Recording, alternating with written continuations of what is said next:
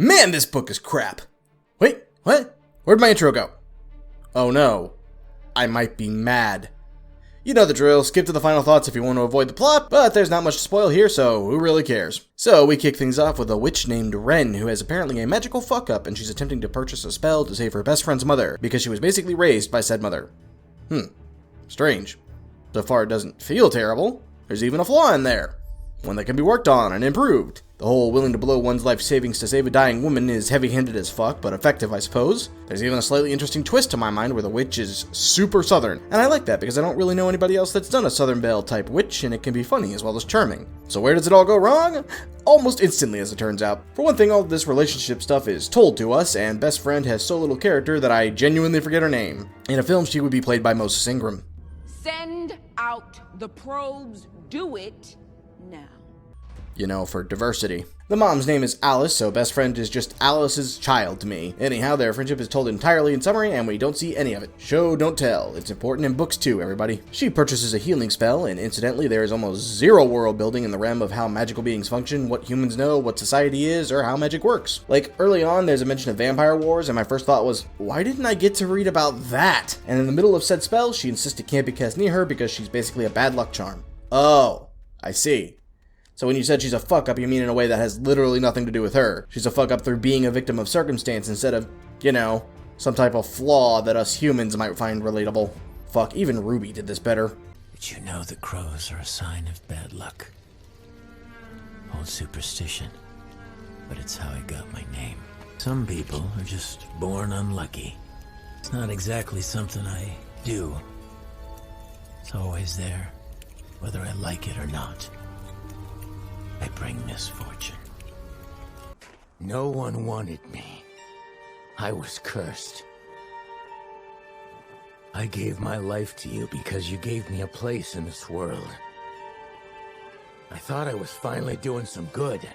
And that show's writing goes to complete shit. So, the shop is set on fire, and the shopkeeper who is a warlock turns Ren into the magical FBI, but later on he still does the healing spell anyway, so fuck knows what his motivation is. I suspect he's a few drafts short of one. Then, she's rescued from the flames by a werewolf who stalks her because she's insanely hot. Remember, it's only stalking if you're not attractive. This is Nikos, and he's upset because he thinks Ren bewitched him, and he's on the lookout for his mate, because even in this world, werewolves I thought enough of us gave our lives in the trenches of Twilight to prove how very stupid this is, but apparently not. He then defends her from rapists in a bar. Like, okay, I am actually reading Twilight fanfiction right now. Oh no. Please. Not again.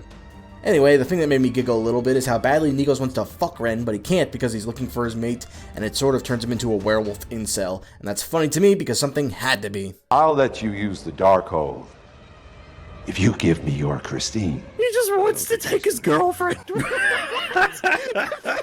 Anyhow, Nico agrees to look over the training camp for the new magical FBI recruits, which Ren is being sent to as punishment for burning down a building by accident, I suppose. Nico may literally be the worst investigator ever. Of all time. Detective, this is a crime scene. What is this, a murder weapon? Get off my dick! Still worse. So, Ren goes through magical boot camp, and she and Nico have the whole will they won't they dance. Then they get out on Hell Night, which can be frustrating to anybody that's ever gone through basic, because my understanding is that there is at least a week of hell in the military, but fine, whatever. The team is marched around in circles all day, and then they're told to make their way back to camp by daybreak. Ren is the only one who didn't have her pack stolen from her because she was busy using it as a chair when the instructors took everyone else's gear. I don't know what kind of lesson that's supposed to teach, because one would think that you would want to train the recruits to use their gear. The instructors tell everyone not to help each other out, and Ren immediately does that anyway because she's just so amazing, guys. Then she gets chewed up by another drill sergeant, and there's genuinely everyone stood up and defended her because she's so amazing, guys.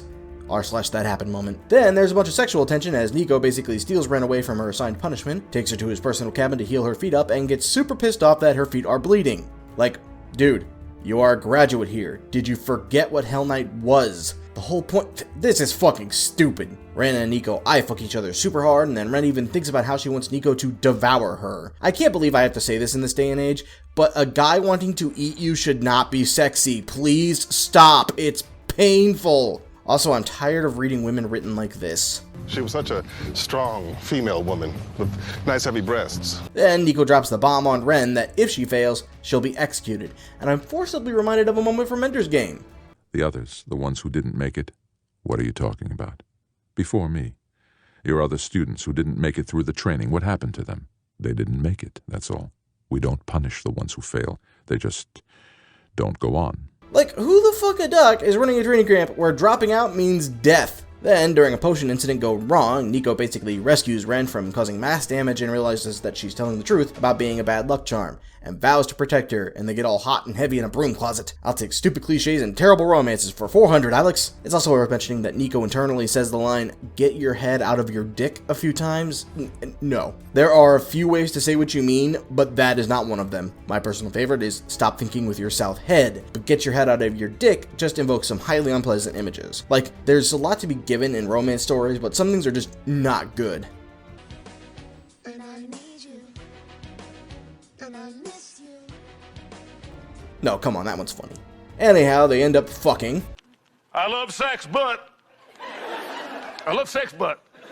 In a cringe-inducing scene that 50 Shades of Grey only wishes it could have written, and Nico runs off to fix shit for her. Now, I was confused by this because both Nico and Ren take it as read that he's off to fix her curse, when I thought he was going to fix her whole stuck in training for a crime she didn't commit thing, because, you know, that's the more immediate and far easier to remedy situation. But no, he finds the warlock, beats him up until he makes a magical canceling amulet, which both Ren and I think that her family could have gotten for her, and yet the should've is acknowledged and goes no further. For something like the 5th time, acknowledging you're stupid doesn't make it not stupid. There's a few choice moments and lines that stick out in the story, and I just feel the need to make note of them here. One is how Nico thinks the phrase, "I wanted the perfume of her skin crawling all over me." Twice they use the phrase, "such a pretty pussy," which is just max levels of cringe. Ren gives a blowjob while kneeling on a bed, which I think means that Nico is standing on it, which is just funny in my mind. Ren basically agrees to become Nico's mate for the sex. This is romance, ladies and gentlemen. I never thought I'd come to the point where Romeo and Juliet might actually be outdoing romance stories, but the 21st century may just be starved of real romance, and isn't that just fucking sad? Anyhow, Ren gets captured by the dude running the whole show because he was supposedly supposed to sell her to somebody we have literally never met. How she evaded the capture the first time was really, really stupid, and how she gets caught is really, really stupid, and I get really, really bored. Ren manages to save herself. Huh. Reminds me of something. You will remove these restraints and leave this cell with the door open. I will remove these restraints and leave the cell with the door open. And then the story crashes to the end with a promise of a sequel that my annual salary could not compel me to read. My personal score is 0.5 out of 10. There really isn't anything here worth reading. It's not perhaps the most offensive book I've ever read, but it's certainly one of the weakest. You know that meme of still a better love story than Twilight? This may not actually be, and that's a whole new kind of low. Let's go ahead and take a look at that bingo card. Believe it or not, I'm disappointed. I really, really hoped we were going to cross off each and every line of this thing. I was hoping we were just going to demolish the card, and we damn near did. You were so close to sucking like a Dyson vacuum, but I just can't in good faith cross off those last 3 squares. Damn you. Still, we got 6 bingos and a 4 corners, and that's something to be proud of, I guess.